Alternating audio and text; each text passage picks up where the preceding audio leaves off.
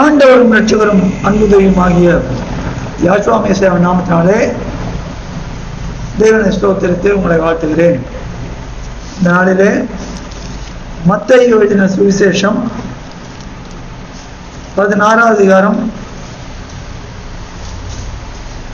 முதல் 4 வசனங்களை வாசிப்போம்.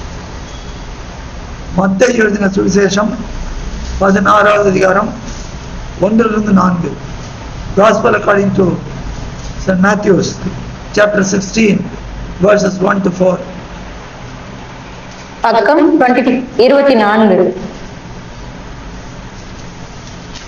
பரிசேயரும் சதுசேயரும் அவரை சோதிக்கும்படி அவரிடத்தில் வந்து வானத்திலிருந்து ஓர் அடையாளத்தை தங்களுக்கு காண்பிக்க வேண்டும் என்று கேட்டார்கள். அவர்களுக்கு அவர் பிரதியுத்தரமாக, அஸ்தமனமாகிற போது செவ்வானம் விட்டிருக்கிறது, அதனால் வெளிவாங்கும் என்று சொல்லுகிறீர்கள். உதயமாகிற போது செவ்வானமும் மந்தாரமுமாயிருக்கிறது, அதனால் இன்றைக்கு காற்றும் மழையும் உண்டாகும் என்று சொல்லுகிறீர்கள். மாயக்காரரே, வானத்தின் தோற்றத்தை நிதானிக்க உங்களுக்கு தெரியுமே, காலங்களின் அடையாளங்களை நிதானிக்க உங்களால் கூடாதா? இந்த பொல்லாத விபச்சார சந்ததியார் அடையாளம் தேடுகிறார்கள். யோனா தீர்க்கதரிசியின் அடையாளமே அன்றி வேறே அடையாளம் இவர்களுக்கு கொடுக்கப்படுவதில்லை என்று சொல்லி அவர்களை விட்டு புறப்பட்டு போனார். ஆமென். Thank you, sister. God bless you.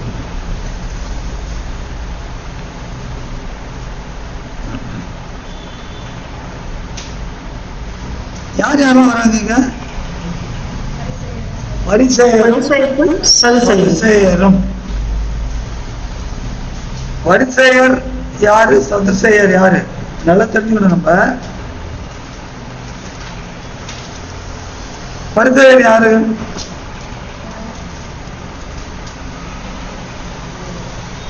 பரிசேயர்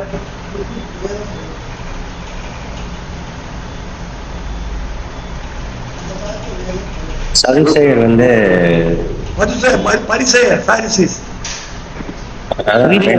என்னன்னா, பரிசேயர் வந்து மீண்டும் உயிர்த்தெழுதலும் நியாயத்திற்கோ விசுவாசிக்கிறாங்க. சதுசேயர் வந்து மீண்டும் உயிர்த்தெழுதல் இல்லை என்று விசுவாசிக்கிறாங்க. சரி, அதை தவிர எல்லாவற்றையும் கடைபிடிப்பவர்கள் பரிசேயர்கள், நியாயப்பிரமாணத்தை கடைபிடிப்பவர்கள். Very good. கரெக்ட். மார்க் 7வது அதிகாரத்தில் வாசிக்கிறோம். சரி, very good. God bless you. வேற ஆச்சாரம், சடங்கு ஆச்சாரங்கள் எல்லாம் மேன்மையா நடக்கும். வேற அப்புறம் எல்லாத்துலயுமே கனம் பொருந்தி இருக்கணும்னு சொல்லிட்டு அவங்க எங்க போனாலும் தனக்கு கனம் வேணும்னு சொல்லிட்டு இருக்கிறவங்க பரிசேயர்கள்.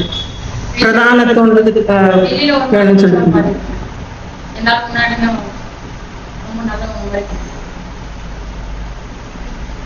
மத்தேயு 23 அவங்க ஒரு பொலிட்டிக்கல் இருப்பாங்க. அவங்க யாரு? பரிசேயர். அதான் சதுசேயர்களுக்கும் பரிசேயர்களுக்கும் மெயினா, பரிசேயர்கள் தேவ காரியங்கள், நியாயப்பிரமாணம் இதை ஒட்டி அதுல ரொம்ப முறைமையா கை கொள்ளணும். ஆசாரிய காரியங்களை முக்கியமா இதெல்லாம் பார்க்கணும்னா, ஆசாரியத்துவம் என்னாச்சு, கெட்டு போச்சு. ஆர்வம் சந்தைகளில் வந்தவங்கன்னா பண்ணணும், ஆனா கெட்டு போயிட்டாங்க. கெட்டு போனாலும் ஆசாரியில் வந்துட்டாங்க. அப்படிப்பட்ட வந்தவங்களாம் இதுல பரிசேயர் இருந்தாங்க. இவங்க நியாயப்பிரமாண முறைமையில அதிகமாக கவனம் செலுத்தி அதை கற்றுக்கொண்டு ஜனங்களை ஆண்டு கொண்டிருந்தார்கள். ஆனால் சதுசேயர்கள் அவர் எப்படின்னா அரசியலில் ஈடுபடுவார்கள். அது ஒரு விதமான ஆளுகை. ஆனா 2 பேரும் ஒருத்தர் முட்டிப்பாங்க. சதுசேயர்கள் பிரதீப் சொன்ன மாதிரி உயிர்த்தெழுதல் இல்லை. அப்போஸ்தலர் 23 பார்த்தா தெரியும். அப்போஸ்தலர் 23 6 பாருங்க.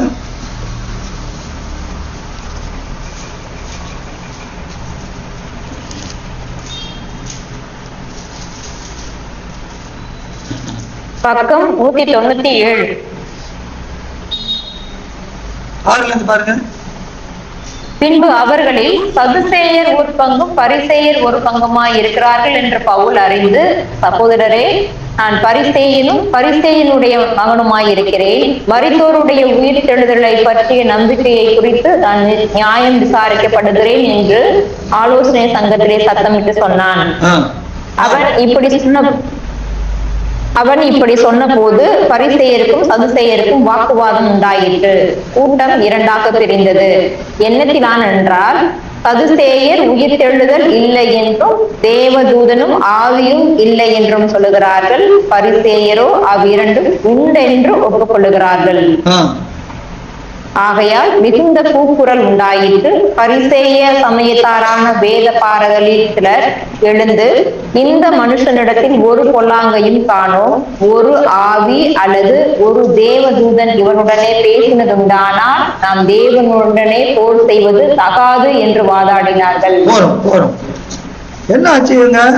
2 பேரும் மோதிக்கிறாங்க. எப்படி சொல்றாரு? நான் பரிசேயனும் பரிசேயனுடைய மகனுமா இருக்கிறேன். அகிரிப்பா ராஜா முன்னாள் கூட சொல்றாரு, கலாத்தியர் சொல்றாரு, இப்படி நியாய பிரமாணத்தின்படி பக்தி வைராக்கியம், சபையை துன்பப்படுத்தினவன் கொரிந்தியர்ல சொல்றாரு. பரிசேயர்கள் நியாய பிரமாணத்துல அதிக கவனம் செலுத்துவாங்க. சதுசேயர்கள் நியாய பிரமாணத்துல பரிசேயர் சொல்லி தேவாலய காரியம், சினதால் ஜபாலயங்கள் இதுலெல்லாம் அவங்க முக்கியத்துவம் பெற்றுக் கொள்வாங்க. ஆனா சதுசேயர்கள் இருக்கிறாங்களே அப்படின்னா மற்றபடி ஜனங்களை தேவாலயத்துக்கு புறம்பா வெளியே கண்ட்ரோல். இப்ப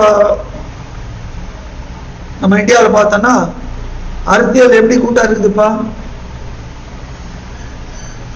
அரசியல் எப்படி கூட்டா இருக்குது? ஒண்ணு மதத்தை வச்சு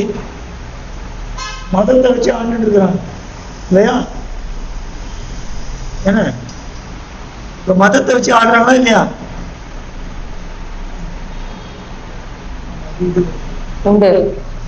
இப்ப எப்படி ஆட்சி நடந்துட்டு இருக்கு? இந்து ராஷ்டிரா என்ன யாருமே சொல்ல மாட்டேன்றீங்க.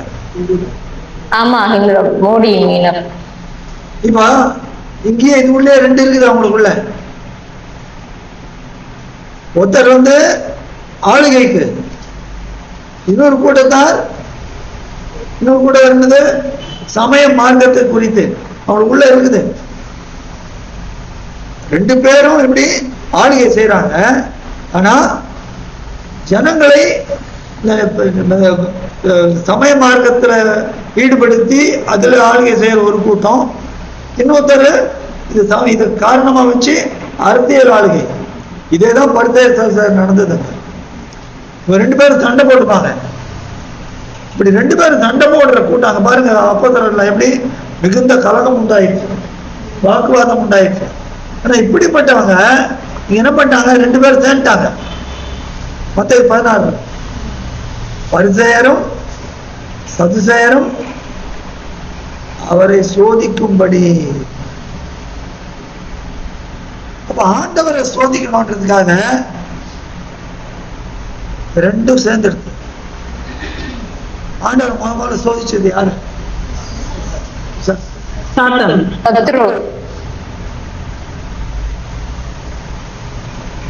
நீங்க அந்த மத்தேயு 4 அதிகாரம், லூக்கா 4 அதிகாரத்துல பாத்தீங்கன்னா எடுங்க.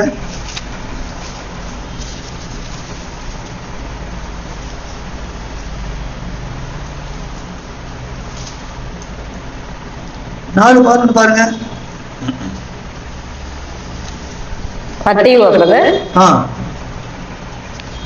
பக்கம் 6.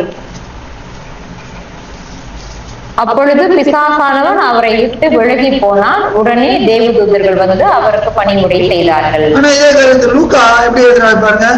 4:13 பக்கம் 82. பிசாசானவர் சோதனை எல்லாம் முடித்த பின்பு சில காலம் அவரை விட்டு விலகி போனான். அப்படின்னா சில காலம் போனான், ஆனா திரும்ப வருவான். திரும்ப எப்படி வரும்? இது மாதிரிதான் மூலமா திரும்ப திரும்ப வருது. இவங்க 2 பேரும் பிசாசு எதுக்கு சோதனைனா எதுக்கு சோதிச்சான் அப்படி இல்ல, பிசாசு அவரை எதுக்கு அப்படி சோதிச்சான்?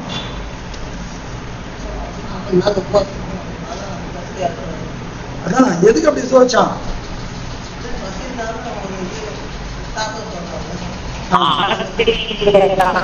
தகப்பன்மார்கள் விழுந்து போனாங்க. இந்த 2ஆம் ஆதாம் தேவன் ஆவியானவரால் சோதிக்கப்படும்படி தானே வனாந்தரத்துக்கு அனுப்பப்பட்ட. இல்ல இவர் வந்த நோக்கத்துல திசை திருப்பி தனக்கு கீழாக்கிடலாம்.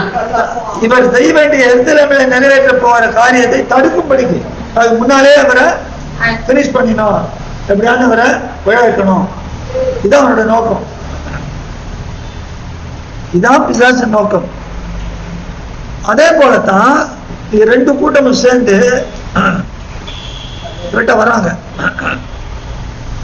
ஆண்டவர்கிட்ட அநேக பேர் வந்தாங்க. வந்தவங்களுக்கு போதனை பண்ணார். திரளான இடத்துல வந்தார். அவர்களுக்கு அவர் உபதேசித்தார்கள். வந்தவங்களும் உபதேசித்தார். ஆனா இந்த 2 கூட்டத்தார் பாருங்க, ஒரு உபதேசம் கிடையாது. ஏன்னா இவங்க உபதேசம் வச்சிருக்கிறாங்க. அது எப்படிப்பட்ட உபதேசம்? புளித்த மாவு.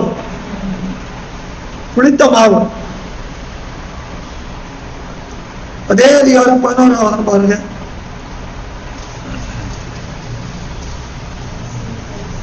16, 11, 12. அப்பொழுது அவர் அப்பத்தின் குறித்த மாவை குறித்து எச்சரிக்கையாய் இருக்க வேண்டும் என்று சொல்லாமல் 11, 12 ரெண்டும் பரிசேயர் சதுசேயர் என்பவர்களின் குறித்த மாவுக்கு எச்சரிக்கையாய் இருக்க வேண்டும் என்று நான் சொன்னது அப்பத்தை குறித்து சொல்லவில்லை என்று நீங்கள் உணராது இருக்கிறது எப்படி என்றார். அப்பொழுது அவர் அப்பத்தின் குறித்த மாவை குறித்து எச்சரிக்கையாய் இருக்க வேண்டும் என்று சொல்லாமல் பரிசேயர் சதுசேயர் என்பவர்களின் உபதேசத்தை குறித்தே அப்படி சொன்னார் என்று அறிந்து கொண்டார்கள். அப்போ இவங்க உபதேசம் வச்சிருக்கிறாங்க. ஜனங்க வர்றவங்க அவங்களுக்கு என்ன பண்ணாரு? அவர் உபதேசித்தார். ஏன்னா அவங்க மேய்ப்பில்லாத ஆடுகளை போல இவங்க இருக்கிறாங்களே அப்படின்னு பரிதவிக்கிறார். பரிதவிச்சு அவங்களுக்கு உபதேசம் பண்றாரு. அப்ப உபதேசம் பண்றவங்களுக்கு உபதேசத்தை கேட்க மனத்திற்கு உபதேசம் பண்றாரு. அவங்கள்ட்ட இல்ல. ஆனா நீங்க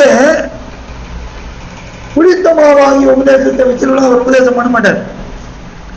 அவனை என்ன பண்ணுவாரு? வார்த்தையினால சாட்டாடி.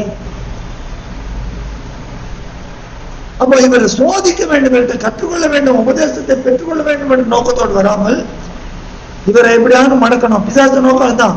முதல்ல பண்ணதே எப்படியாவது மடக்கி இவர் காரியத்தில் விளைவிக்கணும். என்னை பணிந்து கொண்டால் அவுட்டு, அப்ப தின்னா அவுட்டு, தூக்கி பூச்சா செத்து போயிட்டாங்கன்னா கல்வாரியில போய் தானே மறிக்கணும். உச்சத்துல இருந்து பூச்சா எப்படியான ஒரு சாக வைக்கணும். அதே மாதிரி நிறைய இடத்துல அந்த ஊர் மலையில உச்சியில போய் அவரை தள்ளி அவரை விலகி போனார். எப்படியான பிசாசு திரும்ப திரும்ப அதான் பண்ண பார்த்தான். இங்க பிசாசு இவர்கள் மூலமாய் என்ன பண்றான்? இவரை அட்டாக் பண்ண எப்படியானும் இவர் ஏதாவது தப்பு கண்டுபிடிச்சு இவர் செய்யற காரியங்கள் எல்லாம் இவர் உபதேசிக்கிறத நிறுத்தணும். ஜனங்கள் மத்தியில இவர் பிரபலமா இருக்கிறார்.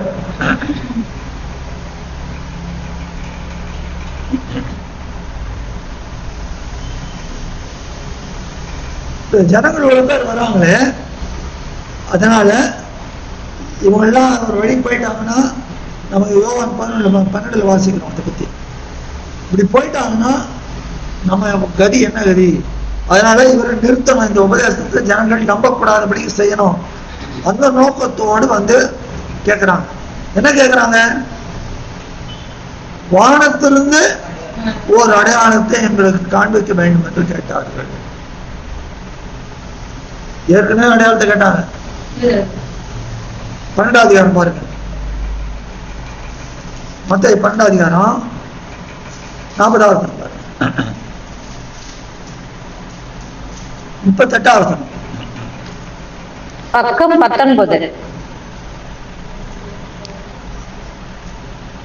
அப்பொழுது வேத பாரகரிலும் பரிசேயரிலும் சிலர் அவரை நோக்கி, போதகரே, உம்மால் ஒரு அடையாளத்தை காண விரும்புகிறோம் என்றார்கள்.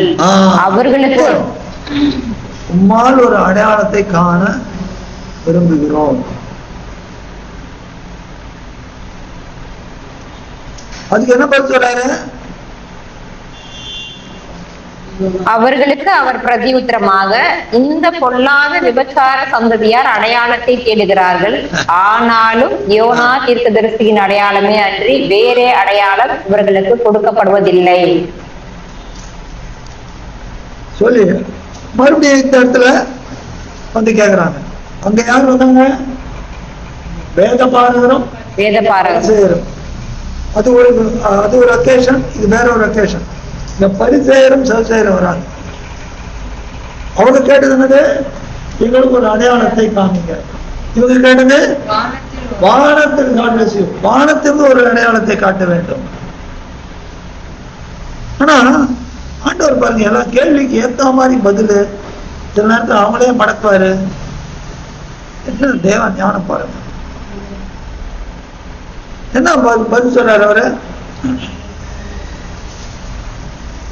அஸ்தமனம் ஆகிற போது செவ்வானம் விட்டிருக்கிறது, அதனால் வெளிவாங்கும் என்று சொல்லுகிறீர்கள். அதே போல உதயத்தை பத்தி, இதெல்லாம் நீங்க செய்யறீங்களே மாயக்காரரே, வானத்தின் தோற்றத்தை நிதானிக்க உங்களுக்கு தெரியுமே, காலங்களின் அடையாளம் நிதானிக்க உங்களால் கூடாதா? என்ன எங்க இந்த அடையாளத்தை கேட்கிறாங்க? வானத்திலிருந்து தொடர்ந்து வானத்தின் தோற்றத்தை உங்களால நிதானிக்க கூடுமே. அப்ப வானத்தை இதெல்லாம் பாக்குறீங்க நீங்க, ஆனா எதை பார்க்க மாட்டேன்றீங்க? எதை பார்க்க மாட்டேன்றீங்க? நான் எவ்வளவு அற்புதங்கள் செய்தேன், எவ்வளவு செய்தாரு, அதெல்லாம் பார்க்கலையா? அவங்க ரிப்போர்ட்டுக்கு உங்களுக்கு போகலையா?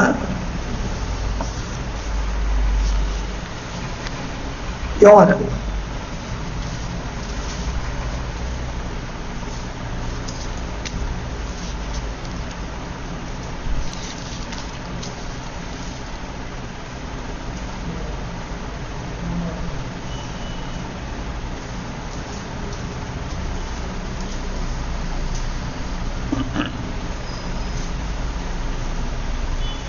யோவான் 7ஆம் அதிகாரம்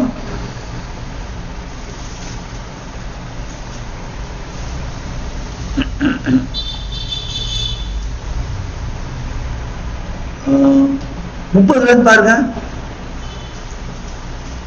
பக்கம் 136. அப்பொழுது அவரை பிடிக்க வகை தேடினார்கள். ஆனாலும் அவருடைய வேலை இன்னும் வராதபடியினால் ஒருவனும் அவர் மேல் கை போடவில்லை. ஜனங்களில் அநேகர் அவரை விசுவாசித்து, மேசியா வரும்போது இவர் செய்கிற அற்புதங்களை பார்க்கிலும் அதிகம் செய்வாரோ என்றார்கள். ஜனங்கள் அவரை குறித்து இப்படி முறுமுறுக்கிறதை பரிசேயர் கேட்ட பொழுது அவரை பிடித்து கொண்டு வரும்படிக்கு பரிசேயரும் பிரதான ஆசாரியரும் சேவகரை அனுப்பினார்கள். அப்பொழுது யாஸ்கோமேசியா அவர்களை நோக்கி, இன்னும் கொஞ்ச காலம் நான் உங்களுடனே கூட இருந்து பின்பு என்னை அனுப்பினவரிடத்திற்கு போகிறேன். சொல்லிட்டு அனுப்புறாங்க. ஆனா என்ன ஆகுது பாருங்க, 45 பாருங்க, 45, 46. பின்பு அந்த சேவகர் பிரதான ஆசாரியரிடத்திற்கும் பரிசேயரிடத்திற்கும் திரும்பி வந்தார்கள். இவர்கள் அவர்களை நோக்கி, நீங்கள் அவரை ஏன் கொண்டு வரவில்லை என்று கேட்டார்கள். சேவகர் பிரதியுத்தரமாக, அந்த மனுஷன் பேசுகிறது போல ஒருவனும் ஒரு காலம் பேசினதில்லை என்றார்கள். அப்போ இந்த மாதிரி இவர் பிரபலம் ஆறாரு. இதை தடுக்கணும்னு இவங்க எடுக்கிற முயற்சியில என்ன கேக்குறாங்க? வானத்திலிருந்து அடையாளத்தை காண்பீங்க.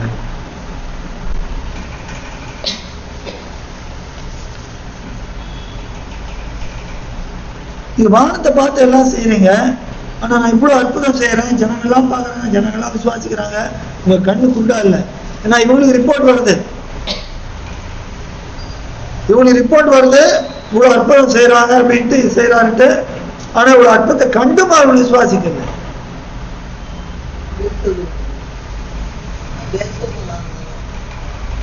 விசுவாசிக்கவில்லை. அது ஏன்னா யூதர்களிலே ஒரு நம்பிக்கை இருந்தது. இவர் பூமியில உள்ள அற்புதங்கள்லாம் செய்யறாரு. பூமியில நிறைய அற்புதங்கள் செய்து பிசாசு என்ன பண்ணுவான்? அற்புதத்தை செஞ்சு ஜனங்களை வஞ்சிக்க வைப்பான், ஏமாத்து வேற. அதனால்தான் பயல்செபூபின் தலைவனால் பிசாசுகளை துரத்து நான் என்ன வேற இல்லை. யூதர்களுக்கு அந்த நம்பிக்கை இருந்தது.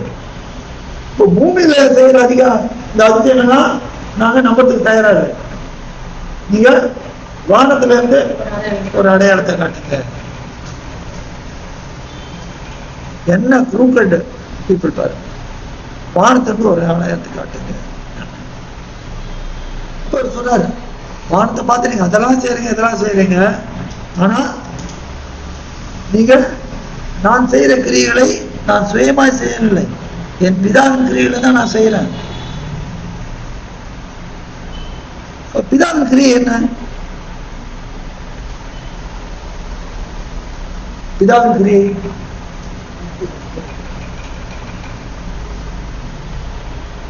இதெல்லாம் யார்?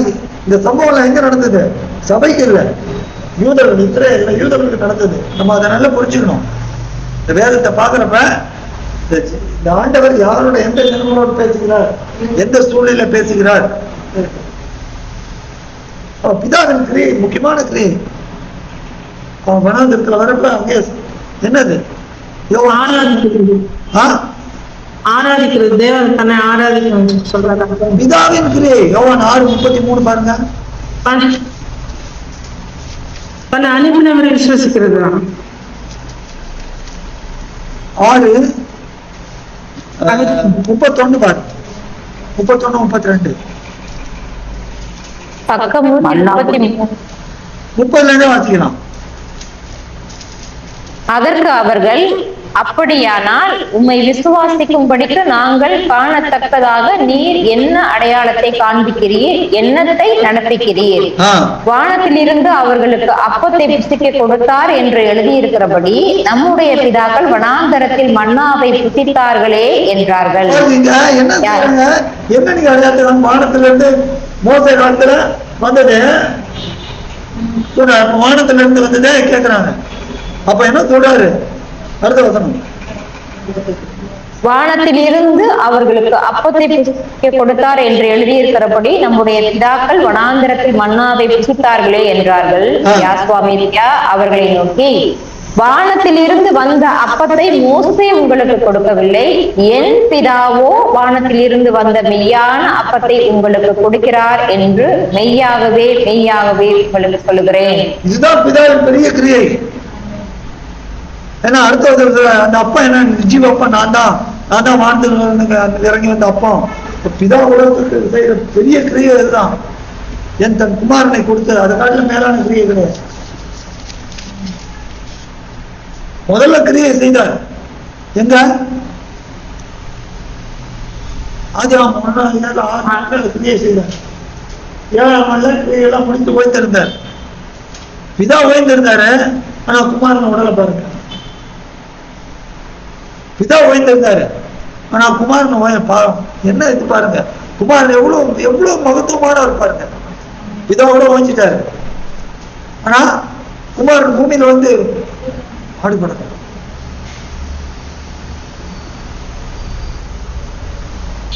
அப்போ அந்த பிதாவின் கிரிகளை இவர் செய்யறாரு. பிதாவின் கிரியை என்ன? வானத்திலிருந்து அந்த மன்னாவை கொடுக்கிறது. எந்த மன்னா?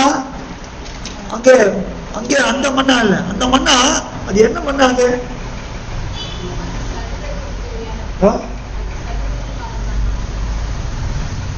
தூதர்கள் சாப்பிடுறது. தூதருடைய அப்பம். தூதருடைய அப்பத்தை கொடுத்தார். தூதருடைய அப்பத்தை அவங்களுக்கு எதுக்கு கொடுத்தார்? தூதருடைய அப்பத்தை எதுக்கு கொடுத்தார்? ஏன்னா நீங்க தூதர்கள் தேவனுடைய வார்த்தையை பெற்றிருக்காங்க. தூதர்களா இருக்கு. இல்ல இல்ல தூதருடைய அப்பத்தை தூக்கி எதுக்கு இஸ்ரவேலருக்கு கொடுத்தாரு? சொந்த ஜனமா தெரிஞ்சுக்கிட்டாரு.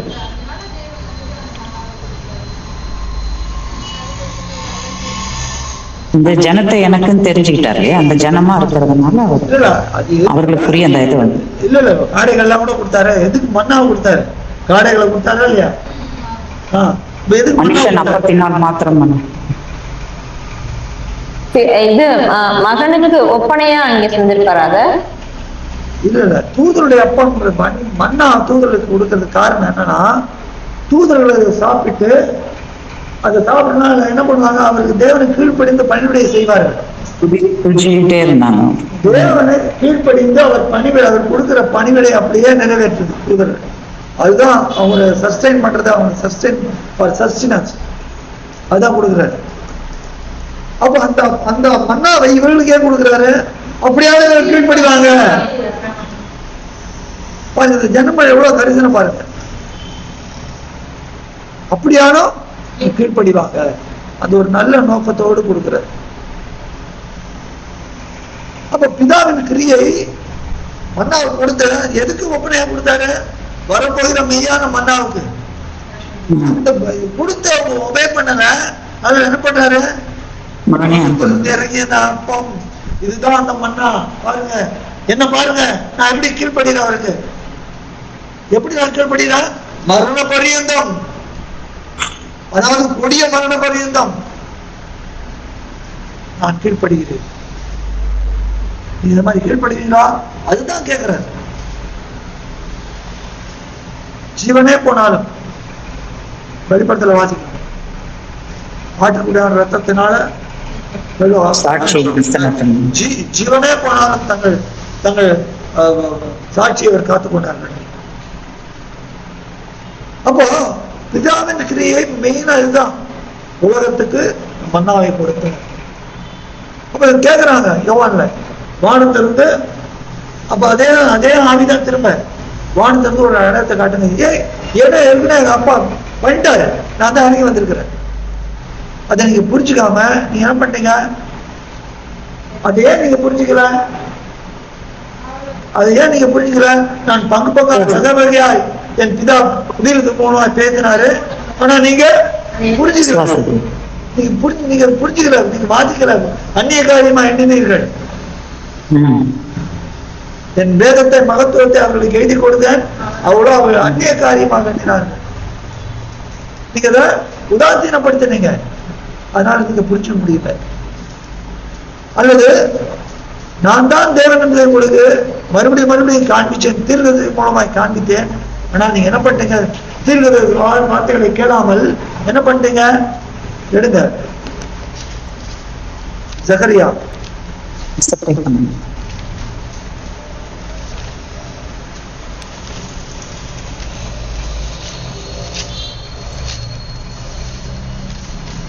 ஜகரியா 7ஆம் அதிகாரம் 12 பக்கம் 1097. 11 வாசிங்க சிஸ்டர். அவர்களோ கவனிக்க மனதில்லாமல் தங்கள் தோலை முரட்டுத்தனமாய் விலக்கி கேளாதபடிக்கு தங்கள் செவிகளை அடைத்துக் கொண்டார்கள். வேதத்தையும் சேனைகளின் யாவே தேவன் தம்முடைய ஆவியின் மூலமாய் முந்தின தீர்க்கதரிசிகளை கொண்டு சொல்லி அனுப்பின வார்த்தைகளையும் கேளாதபடிக்கு தங்கள் இருதயத்தை வைரமாக்கினார்கள். ஆகையால் மகா கடும் கோபம் சேனைகளின் யாவே தேவனிடத்திலிருந்து உண்டாயிற்று. என்ன பண்ணிட்டாங்க? இந்த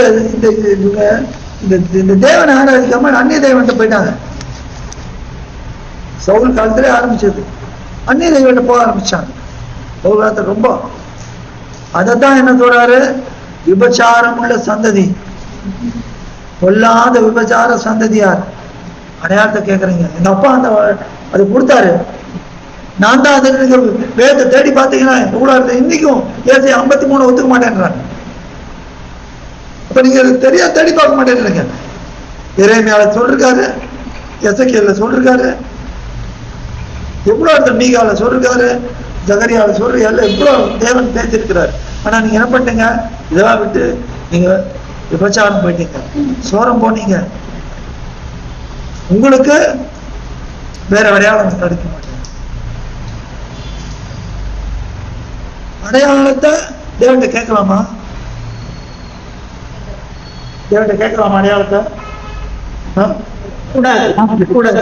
ஏசாயா அடையாளத்தை கேளுங்கன்னு தானே சொல்லியிருக்கிறாரு. அதான் ஏசாயா 7வது அதிகாரம் எடுங்க.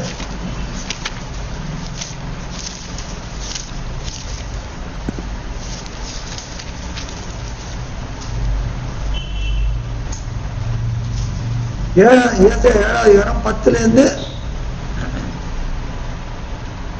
14 வரைக்கும் பாருங்க. பக்கம் 813.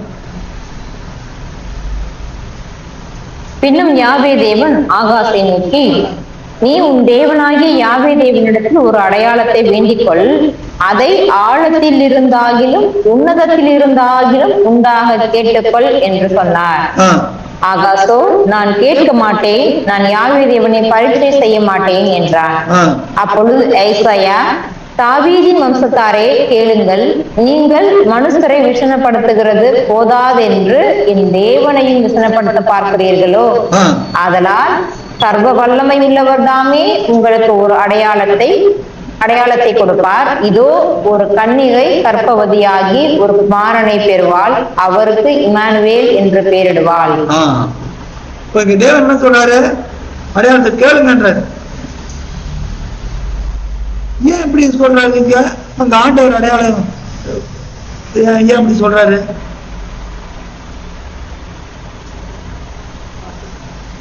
பிரதீப், இவர்தான் அடையாளமே. இந்த அடையாளத்தை தான் தேவன் வந்து கேட்டு இதை சொல்லிட்டாரு. அவரு அடையாளமா வந்துட்டாரு. அதனால அவர் இனிமே ஏன் கேக்குறீங்க அடையாளம்?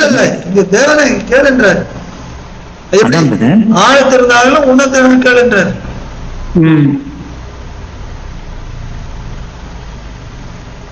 இது வந்து இவங்களுக்கு இல்ல, யூதர்களுக்காக இல்லையா, இஸ்ரவேல் மக்களுக்காக சொன்னாரு அடையாளத்தை கேளுங்க. அங்கேயும் தானே பரிசேயர்கள் எத்தனை தானே?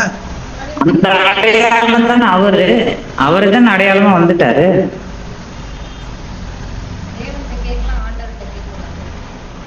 முடிக்காது. தேவன்கிட்ட கேட்கலாம், ஆண்டவர்கிட்ட கேட்க கூடாது.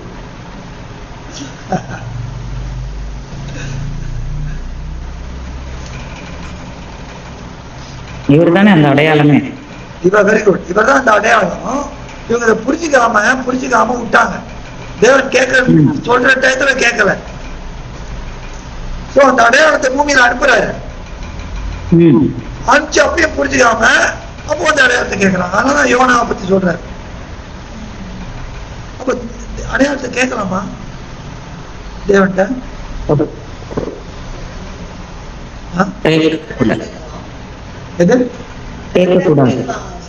அந்த கிதியோன் செய்யறது அடையாளம் கேட்கறாங்க. God bless you. அதான் கிதியோன். Very good. கிதியோன் கேட்டாரா இல்லையா? கேட்டாரே. தேவன் சொன்னதை செய்யாம அவரோட சமூகத்தை நான் தெரிஞ்சுக்கிறதுக்காக இன்னும் ஒரு விசை அப்படின்னு வந்தாரே. இல்ல, இதெல்லாம் பழைய ஏற்பாடு இல்லையா? இது புதிய ஏற்பாட்டுல ஆண்டவர். பழைய ஏற்பாட்டிலேயே எடுங்க கிதியோன். பழைய ஏற்பாட்டில் நிறைய பேர் தான் அங்கே இல்ல. இப்ப ஆண்டவர்கிட்ட ஏன் அடையாளம் கேட்கக்கூடாதுன்னு கேட்டீங்க, அதுதானே கேட்டீங்க? இது தேவன்கிட்ட கேட்கலாமா?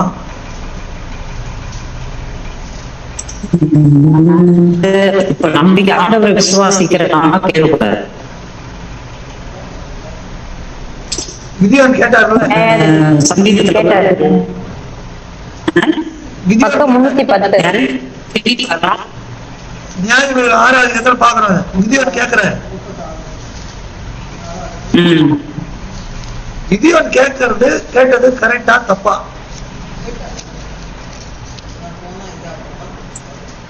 அதாவது தேவனோட அனுமதியை மனப்பூர்வமா தெரிஞ்சுக்கிறதுக்காக அங்க அவர் அப்படி கேட்கிறாரு. அப்போ தேவன் சொன்ன வார்த்தையை விசுவாசிக்கல. விசுவாசியா தேவன் சொன்னா சொன்னதான். நாத்தான்வேல் கூட கேட்டாரு இல்ல பிரதர்? நாத்தான்வேலும் கூட கேட்காரு இல்லையா? நாத்தான் கேட்கிறாருல்ல, பிதாவை எங்களுக்கு காண்பியும், அது அது அது ஒரு அடையாளம் தானே. அது அடையாளம். இதாவே காண்பின்னு சொல்ற நாத்தான் இல்ல, பிலிப்பு கேக்குறாரு. பிலிப்பு. அது அடையாளம் இல்ல, இதாவே காண்பின்னு கேக்குறாரு. இது இல்ல, இங்க நான் இவ்வளவு நாள் கிதியோன் கேட்கறது தேவன்ட்ட. தேவன் வார்த்தையை நம்பல. உன்னை அனுப்புற நான் அல்லவான்னு சொல்லிட்டாருல, இருக்கிற பலத்தோட போ, உன்னை அனுப்புற நான் அல்லவா. அதுக்கு பிறகு ஒரு அடையாளத்தை, அது எப்படி அதுக்கு முன்னால பாருங்க, ஆணவத்தை கொண்டாந்து ஆணத்தை கொண்டாந்து வைக்கிறாரு இல்லையா, இறைச்சி புளிப்பில்லா பணம், அதுலயே தெரிஞ்சுக்கலாம். அதை விட்டுவிட்டு மறுபடியும் மேல கேட்கிறாரு. அந்த அதிகாரம் கொடுத்து வாசிங்கன்னா எவ்வளவு பேருக்கு ஞாபகம் இருக்கு.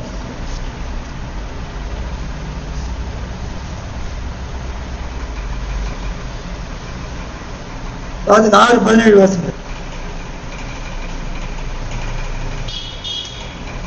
பக்கம் 309. அப்பொழுது அவன், உம்முடைய கண்களில் இப்பொழுதும் எனக்கு தயை கிடைத்ததானால் என்னோடே பேசுகிறவர் தேவரீர்தான் என்று எனக்கு ஒரு அடையாளத்தை காட்ட வேண்டும். போறோம். 16 யார் பேசுறாரு? தேவன் பேசுறாரு. நான் உன்னோட கூட இருப்பேன், ஒரு மனுஷனை முறியடிப்பது போல. அப்ப தேவன் சொல்லிட்டாரு.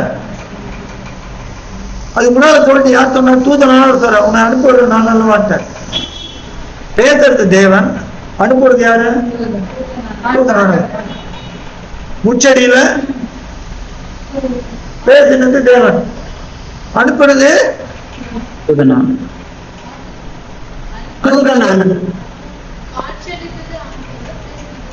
பேசு தேவன், அனுப்புறது தேவன் அனுப்பிச்சாரா ஆண்டவர் அனுப்பிச்சாரா? மோசே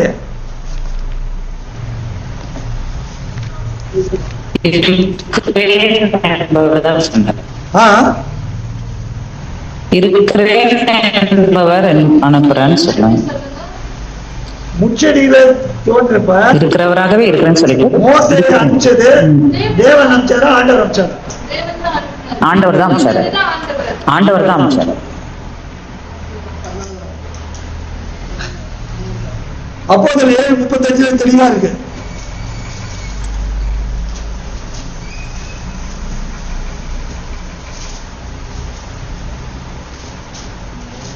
அப்போ 7:35 பக்கம் 170. சிவகாமி சிஸ்டர் ஃபாலோ பண்றீங்களா? Yes yes yes yes brother. பாருங்க 7:35 பாருங்க. உன்னை அதிகாரியாகவும் நியாயாதிபதியாகவும் ஏற்படுத்தினவன் யார் என்று சொல்லி அவர்கள் மறுதலில் இருந்த இந்த மோசேயைத்தானே தேவன் முச்சடியில் அவனுக்கு தரிசனமான தூதனாலே தலைவனாகவும் மீட்பனாகவும் அனுப்பினார். அனுப்பினது யாரு? தூதனானவர் தேவன். தேவன். யார் அனுப்பினாரு? தேவன் தூதனானவர் மூலமாக அனுப்புகிறார். அதனால முச்சடியில யாரு தோன்றாரு, யார் பேசுறாரு? தேவன் பேசுறாரு. ஆனா காட்சி அளித்தது யாரு? தூதனானவர். தூதனானவர். அத மோசே எப்படி பாக்குறாரு? இந்த அற்புத காட்சி, இது அதிசயம். அதிசயம் யாஸ்வாமேஸ்யாவின் நாமம், அதிலும் இன்பம் அவன் அன்பரின் தியானம். அப்ப இந்த மேசையா பார்த்தா நம்ம ஆச்சரியப்படணும். ஏன் ஆச்சரியப்படணும்? இந்த மேத்தியால் இல்லையா தேவனை காண்கிறேன், என்னை கண்டவன் பிதாவை கண்டான். காணக்கூடாத அந்த இறைவனை இவர்கள் அல்லவோ காண்கிறேன். அவரை பார்த்தா ஆச்சரியப்படணும். உபதிர காலத்துல ஆச்சரியப்பட போறாங்க. யார் பார்த்து? அந்தி மேசியா பார்த்து ஆச்சரியப்பட போறாங்க. நீ ஏன் ஆச்சரியப்படுகிறான்? யோவானே பார்த்து கேட்கிறாரு, இந்த மிருகத்தை பார்த்து ஏன் ஆச்சரியப்படுகிறாய்? நீ யார் பார்த்து ஆச்சரியப்படணும்? மேசியாவை பார்த்து ஆச்சரியப்படணும். ஏன்? தேவனை வெளிப்படுத்துகிறார், தேவனை தனக்குள்ளே வைத்திருக்கிறார். இவரை கண்டவன் பிதாவை கண்டான். அப்ப முச்சடியிலே தேவன் பேசுகிறார், தரிசனமாகிறது ஆண்டவர். அப்ப அந்த தேவன் இவரை கொண்டு அனுப்புகிறார். சரி, இங்க அதே போல கிதியோனை தேவன் அனுப்புகிறார், இது தேவன் பேசுகிறார், தூதனானவர் அனுப்புகிறார். நீங்க 16 பாத்தீங்கன்னா அங்க வந்து 12 தூதனானவர் அங்கே பராக்கிரமசாலிய யாவேவனோட இருக்கிறார். அப்போ உன்னை அனுப்புகிறதுனால அல்லவா. அப்போ இவ்வளவு தூரம் சொல்லிட்டாரு தேவன். அப்ப என்ன பண்ணிருக்கணும்? கிதியோன் விசுவாசிச்சிருக்கணும். அடையாளத்தை கேட்கிறாரு. அப்ப அடையாளத்தை அதிகம் என்ன சொல்றாரு? சரி, நான் இதை கொண்டாறேன், இறைச்சி கொண்டாறேன், அதெல்லாம் வச்சு அதையும் முடிச்சிடுறேன். அதுக்கு மேலேயும் ஒரு அடையாளம். இப்படி கிதியோன் கேட்டதுனால என்ன ஆச்சு?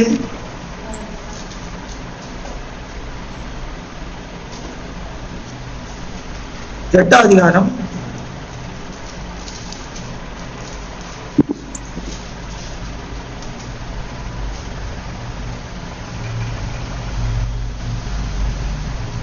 27வது பாருங்க. 27. வாசிங்க சார். Very good. பக்கம் 313. அதனால் கிதியோன் ஒரு ஏபோத்தை உண்டாக்கி அதை தன் ஊரான ஓப்ராவிலே வைத்தான். இஸ்ராயேல் எல்லாரும் அதை பின்பற்றி சோரம் போனார்கள். அது கிதியோனுக்கும் அவன் வீட்டாருக்கும் கண்ணி ஆயிற்று. கிதியோன் தேவனுடைய வார்த்தையை நம்பாம, ஆனா கிதியோன் வச்சு பெரிய காரியம் செஞ்சார். ஏன்? தான் செய்ய தான் நிர்ணயித்த காரியத்தை நிறைவேற்றார் தேவன். தேவன் அப்படிதான் எப்பவுமே ஒரு மனுஷனை ஒரு மனுஷியை தெரிந்து கொண்டாருன்னா காரியத்தை நிறைவேற்றிடுவார்.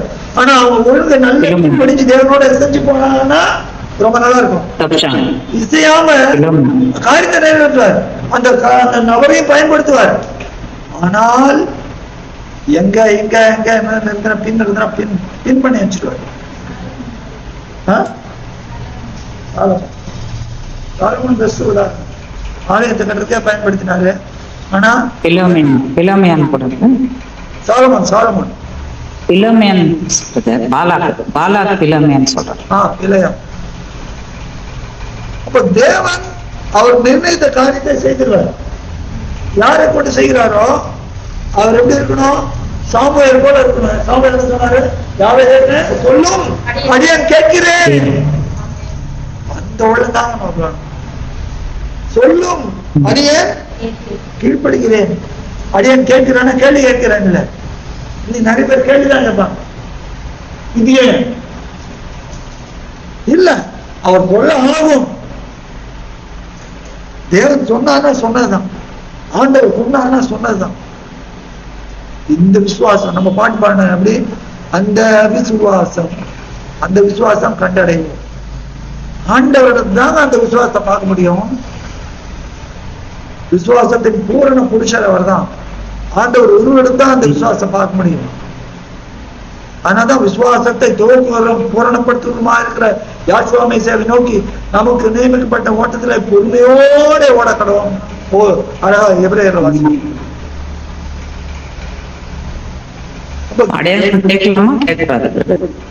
தேவன் சொன்னாலும் சொன்னதான்.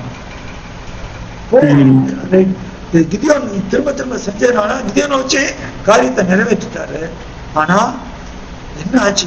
கிதியோனை வாயாலே என்ன கேட்க வச்சாரு? ஒரு பொண்ணு கடுக்க எல்லாத்தையும் தேவையாது. அது என்ன ஆச்சா? அது கன்னியாயிற்று. சோரம் போனார்கள், கன்னியாயிற்று. எதை கொண்டு தேவன் செய்கிறாரோ சமயத்துல அதே கன்னியாயிடும். வனாந்தரத்துல வெண்கல தர்ப்பத்தை உயர்த்த சொன்ன அதே தேவன் சொன்னார் இல்லைங்கள. ஆனா அதுக்கு தூபம் காட்ட ஆரம்பிச்சாங்க. உடனே அதை நெகுத்தான் சொல்லி யார் உடைச்சு போட்டாங்க? எந்த வெண்கல தர்ப்பத்தை தேவன் செய்ய சொன்னாரோ அதே வெண்கல தர்ப்பத்தை உடைத்து போட்டார். ஏன்? ஜனங்கள் தவறா போயிட்டாங்க. இந்த என்ன ஆயிடுறது? எந்த ஆண்டவரை கொண்டு தேவன் இந்த மனுக்குலத்தை ரட்சிக்க வேண்டும் என்று எதுக்கு ரட்சித்து தன்னை தொழுது கொள்ளும்படி அவரை ரட்சிக்கும்படி ஆண்டவரை அனுப்பினார். இன்னைக்கு கிறிஸ்தவங்க என்ன பண்ண ஆரம்பிச்சாங்க? அந்த ஆண்டவரே ஆராதிக்க ஆரம்பிச்சாங்க. இது சொன்னா உடனே சொன்னா நீ யெகோவா சாட்சின்னு அவரே வந்து சொன்னார், ஸ்திரியே நான் சொல்லுவதை நம்பு, நீங்கள் இந்த மலையிலும் எருசலேமிலும் மாத்திரமல்ல எங்கும் பிதாவை தொழுது கொள்ளுங்கள். ஏனென்றால் ரட்சிப்பு எங்கும் என்னை தொழுது கொள்ளுங்கள். நாங்களோ அறிந்திருக்கிறதை தொழுது கொள்ள, நாங்களோ தன்னை சேர்த்து சொல்றாரு. நல்ல கவனிக்கணும். எங்கும் என் தொழுது கொள்ளுங்கன்னு அவர் சொல்லலையே, எங்கும் பிதாவை தொழுது கொள்ளுங்கன்னு சொன்னார். தாவீது கூட ஒண்ணுத்துல கேக்குறாரு, அனுகூலமான ஒரு அடையாளத்தை எனக்கு காண்பித்தருள்னு சொல்லி. அது மாதிரி அது என்ன சங்கீதத்துல பிரதர், பகைஞர் என்னை கண்டு வெட்கப்படும்படி அனுகூலமான ஒரு அடையாளத்தை எனக்கு காண்பிக்கிறோம். அதான் கேக்குறேன், அது என்ன அது அடையாளத்தினா அது இந்த அடையாளம் இல்லை, தேவனை சோதிக்க எனக்கு அது மாதிரி உண்டாக்கி கொடுங்க. பகைஞன் வந்து பாக்கணும் என் கூட நீங்க இருக்கிறீங்கன்றதுக்கு. அதுதானே தவிர தாவீது சோதிக்கிறோம் கேட்கிறேன். அந்த அடையாளத்துக்கும் இந்த அடையாளத்துக்கும் நான் சோதித்து பார்க்கட்டும், நான் சோதித்து பார்க்கட்டும் இதே வார்த்தை பாத்தீங்கன்னா இந்த தடவை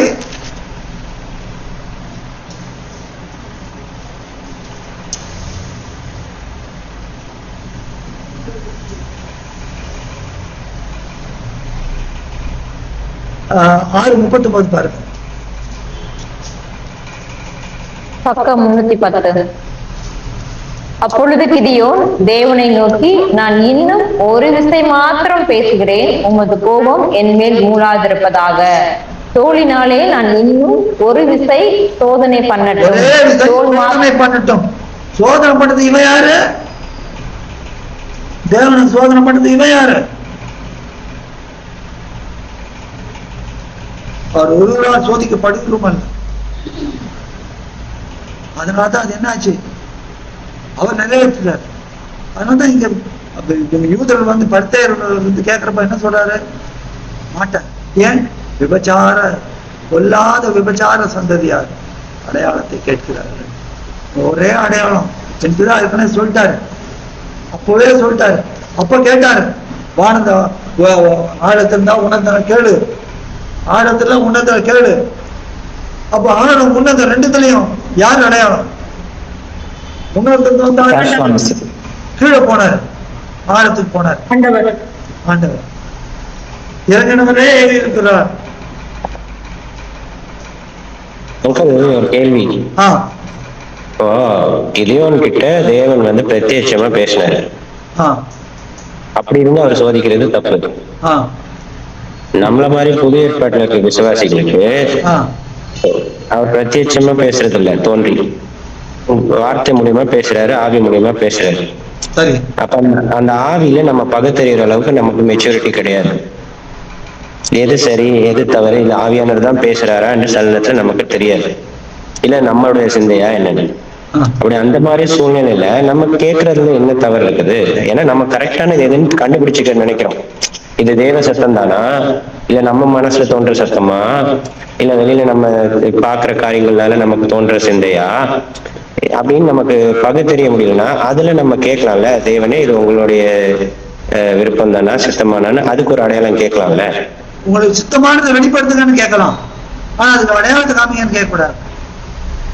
உங்களுக்கு சித்தமா அது வார்த்தையில காமிப்பாரு, சூழ்நிலையில மாற்றுவாரு. அதான் ஜெபம், விண்ணப்பம். நீங்கள் ஒன்றுக்கு கவலைப்படாம எல்லாவற்றையும் கொடுத்து சொல்லிட்டாரு. அது ரொம்ப அடையாளத்தை கேட்கக்கூடாது. தேவனே என்னோட பேசணும். எப்படி பேசுங்க? வார்த்தையில ஞானம் வேதத்துல சம்பவங்கள் இருக்கு, அந்த மாதிரி நடந்து எனக்கு அது மாதிரி காமிங்க, அது மூலமா எனக்கு சமாதானத்தை கொடுங்க.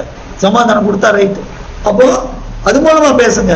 இல்ல உள்ளத்துல ஒரு சூழ்நிலையை அதுக்கு மாற்றுங்க, அப்படி கேட்கலாமே தவிர ஒரு அடையாளத்தை காட்டுங்க. அடையாளம்னா அதுதான், அதெல்லாம் கேட்கிறேன். ஒரு சூழ்நிலை மூலியமாவோ, ஒரு அந்த ப்ராவிடன்ஸ் அப்படின்னு சொல்லுவாங்கல்ல, அந்த ஒரு ப்ராவிடன்ஸ் மூலியமாகவோ, இல்ல ஒரு என்ன சொல்றது, ஒரு காரியம் கூடி வர்றதுனாலயோ, அதுதான் நான் சொல்றேன். அடையாளம்னா அந்த மாதிரி மீன் பண்றேன். தேவனை சோதிக்கிறது கிடையாது. அது தேவனை அது தேவனை சோதிக்கிறது கிடையாதுல்ல. தேவனை சோதிக்கிறது கிடையாது. தேவன் ஒண்ணு சொல்லிட்டாருன்னா அந்த மீறி அவன்கிட்ட போய் அடையாளம் கேட்கறத சோதிக்கிறது.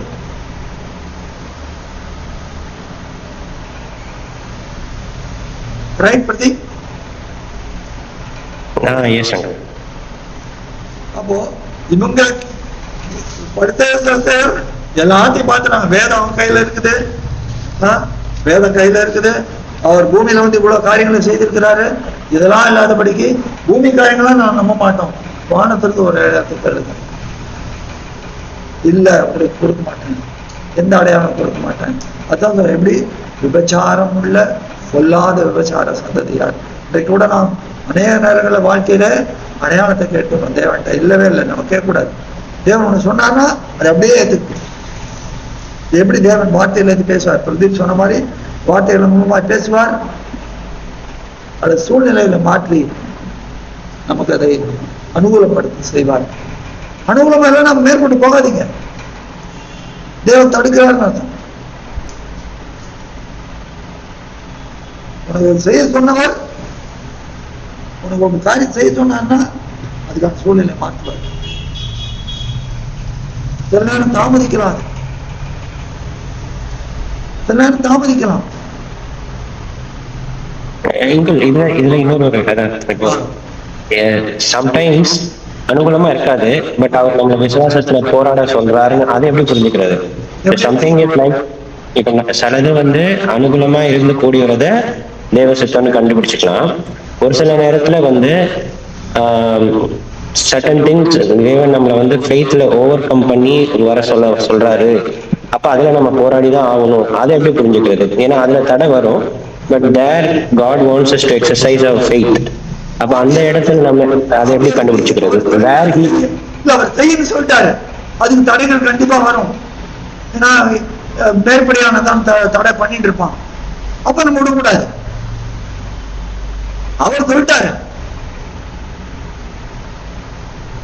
இந்த சோர்ந்து போகாம கேட்கணும்னு சொல்லியிருக்காரு. கேட்கறது இல்ல சார், கேட்கறத பத்தி தப்பு. அவர் தேவனை பரிசு பாக்குறோம், சோதிக்க பாக்குற மாதிரி இடத்தை கேட்க கூடாது. அதுதான் நான் சொல்றேன். நம்ம வேதம் கத்துக் கொடுக்கறது தான். இவங்க பரிசை எடுத்து சோதிக்கும்படி தேவனை ஆண்டவனை சோதிக்கிறது தப்பு. அவங்கள்ட்ட கேட்கலாம், கேட்கறது தப்பு கிடையாது. ஆனா சோதனை சோதிக்கிற மாதிரி கேட்கக்கூடாது. அதுதான் நம்ம வேதத்துல கத்துக்கணும். Pradeep, is that clear? பேசிக் பாஸ்டுலேட்டே இதுதான். தேவனை ஆண்டவரை சோதிக்கிற மாதிரி நம்ம அவன் சொன்னா சரி, ஒரு அவர் சொல்லிட்டாரு, ஆனா அப்போ அனுகூலமா இல்லை. அப்போ அனுகூலமா இல்லை, அப்ப என்ன, நீ அதை விடாம தேவன் சொன்ன காரியத்தை விடாம அதுல உறுதியா இருக்கையில தேவன் வெயிட் பண்ற. உறுதியா இருந்தனா அனுகூலமா இல்லாம ஷார்ட் டேர்ம்ல இருந்தாலும் தேவன் லாங் டேர்ம்ல அதை மாற்றுவார். ஏன்னா அவர் சொல்லிட்டார். அவர் சொல்லியும் செய்யாதிருப்பாரோ வசனத்தை நிறைவேற்றாதிருப்பார். அப்ப செய்யணும் அவருக்கு அதிகம். மோத்தையை தானே சொல்றாரு, இந்த ஜனங்கள் வனாத்தோடு கொண்டு இப்போ பண்ண அவங்கள என்ன அந்த தேசத்தாரெல்லாம் என்ன சொல்லுவாங்க? உங்களோட மகத்துவமான நாமத்தில் தூசிப்பார்களே. அதனால தேவனே தயவு செய்து உம்முடைய வார்த்தையின்படி அவளுக்கு இறங்க ஒண்ணு போட்டுருவேன்னு சொல்றதான் சொல்றாரு. தேவனை பரீட்சை பாராதிருப்பாயாக, அது இதுதான். ஆமா சார், தேவனை ஒருபோது நம்ம பரிசுப்பாங்க, தேவனை ஆண்டவர் ஒருபோது பரிசுப்பாங்க. நமக்கு அந்த அதிகாரமே கிடையாது, தகுதியே கிடையாது. அதிகாரம் மாத்திரம் தகுதியே கிடையாது. நமக்கு அதிகாரம் கொடுக்க நமக்கு தகுதியே கிடையாது. நம்ம அவங்களுடைய அடிமைகள், கிரகித்துக் கொள்ளப்பட்டோம். அவங்க என்ன சொல்றாங்களோ செய்யணும், சந்தோஷமா செய்யணும். நான் சந்தோஷமான அடிமை. பிள்ளைகள் தானே அடிமைன்றத, பிள்ளைகள் நம்ம பிள்ளைகள் தானே அடிமை. நான் சொல்லணும், நம்ம அடிமை தான் சார், பிள்ளைகள் அடிமைகள்.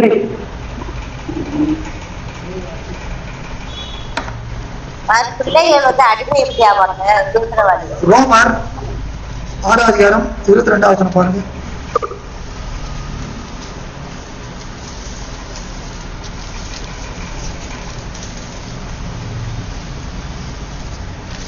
இப்பொழுது நீங்கள் பாவத்திலிருந்து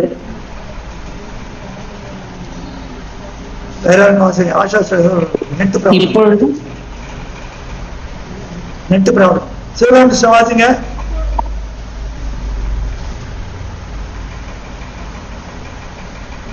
பக்கம் 214. இப்பொழுது நீங்கள் பாவத்தினின்று விடுதலையாக்கப்பட்டு தேவனுக்கு அடிமைகளானதினால் பரிசுத்தமாகுதல் உங்களுக்கு கிடைக்கும் பலன், முடிவோ நித்திய ஜீவன். 1 Corinthians 7:22 பாருங்க.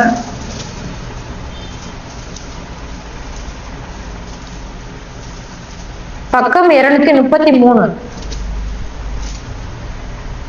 யாஸ்வா மேசியாவுக்குள் அழைக்கப்பட்ட அடிமையானவன் தேவனுடைய சுயாதீனனாய் இருக்கிறான்.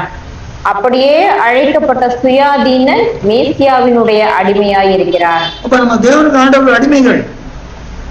அடிமைகள் என்ன, நீங்க அந்த இந்த அடிமையை நினைக்கூடாது. அதான் நான் பாட்டு பாட, இனி நான் நல்ல நீரே யாஸ்வா மேசியாவே. இது ஒரு விதமான தாழ்மை, அப்படிதானே பிரதர்? ஆமா ஆமா ஆமா, நமக்கு கிடையாது, அவர் வாங்கிட்டாரு.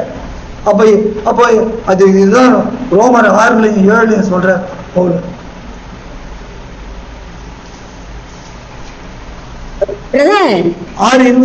கேளுங்க கேளுங்க. பிள்ளைங்க பெற்றோருக்கு சுதந்திரவாளி இல்லையா? பெற்றோருக்கு எப்படி பிள்ளைங்க அடிமையா இருக்குதோ, அடிமைனா நீங்க அந்த மாதிரி அடிமை நடத்த கூடாது சார். அவருடைய அன்புக்கு என்னை நான் விட்டு விட்டேன், என்னை விட்டு போட்டேன் அவருடைய அடிமைக்கு, அவருடைய அன்புக்கு. அப்படின்னா என்ன அர்த்தம்? அவர் என்ன சொன்னாலும் செய்வேன். என் சரீரம் என்னுடையது அல்ல, என் ஆவி ஆத்மா என்னுடையது அல்ல, எல்லாம் அவருடையது. அர்ப்பணிக்கிறது, இந்த அர்ப்பணம். தாழ்மை, தாழ்மை, அர்ப்பணம், டோட்டல் கான்செக்ரேஷன் இங்கிலீஷ்ல சொன்னா. பிரதீப்புக்கும் ஈஷாஸ்திரக்கும் ஈஸியர் அண்டர்ஸ்டாண்டிங். கான்செக்ரேஷன். நீங்க டிக்ஷனரியில போய் பாருங்க அந்த கான்செக்ரேஷன் என்ன அர்த்தம்ன்றது. நம்மை அப்படியே அவரை கொடுக்கறது. அது அடிமையான நம்ம ஏதோ அந்த இந்த கொத்தடிமை அந்த மாதிரி நினைக்கூடாது. இனி நான் நல்ல நீரே யாஸ்வா மேசியாவின் பாடுறேன். அதுதான்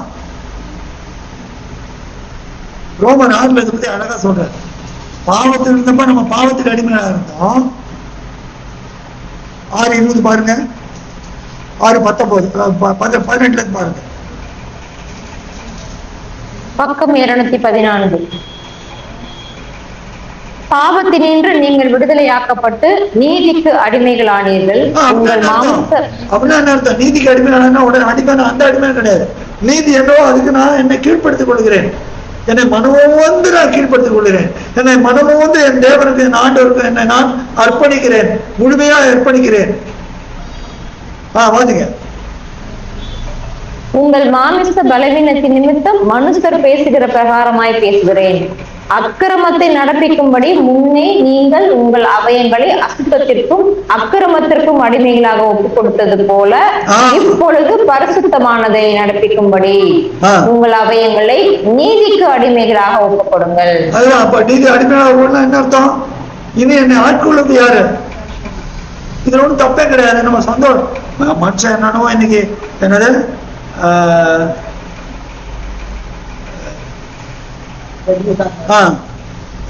என்னது சூப்பர் ஸ்டார் அடிமைன்றான், அந்த அடிமைன்றான், இந்த அடிமைன்றான்.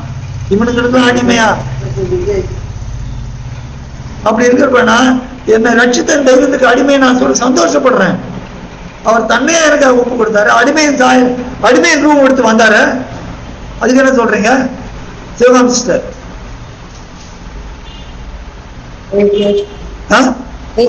அவர் தேவனுக்கு சமமா இருப்பதை கொள்ளையாடி என்ன அடிமையின் ரூம் எடுத்து வந்தாரு. யோசிச்சு பாருங்க. அப்ப அவருக்கு போய் நான் என்ன அடிமையை சொல்ற சந்தோஷமா படணும்.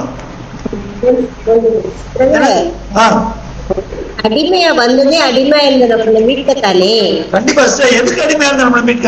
பாவத்துக்கு பிசாசுக்கு அடிமையா இருந்த நம்மை. நாம் நற்கிரியைகளுக்கு அடிமை, நல்லதுக்கு அடிமையாரோம். அதுல தப்பே கிடையாது. அது அடிமைன்னு சொல்றதுல அடிமைனா நம்ம உடனே அந்த மாதிரி நம்ம அப்படியே பழகிட்டோம். அதனால அடிமைன்ற வார்த்தை நமக்கு அப்படி இல்லை. என்னை ஆளுகை செய்யறது, நான் கீழ்ப்படுகிறேன், டோட்டலா நான் கீழ்ப்படுகிறேன். கண்டிப்பா சுயாதீனர்கள், நாம் தேவனுடைய பிள்ளைகள். எல்லா சுதந்திரம் நமக்கு உண்டு, எல்லா ரைட்டும் உண்டு. ரைட்டு உண்டு. அதுக்காக நான் தலகா தெரியாம மாட்டக்கூடாது. ஆண்டவர் என்ன எல்லாத்துக்கும் எல்லாருக்கும் ஒப்பு கொடுக்கப்படுது. இருந்தாலும் என்ன சொன்னாரு? இந்த கட்டளையை பிதாவிடத்தில் பெற்றுக்கொண்டேன். யோவான் 10 அதிகாரம் 17 பாருங்க. சிவகாமிஸ்டர் வாசிங்க. சிவகாமிஸ்டர் யோவான் 10ஆம் அதிகாரம் 17, 18 பாருங்க. வாசிங்க. சிவகாமிஸ்டரே வாசிங்க.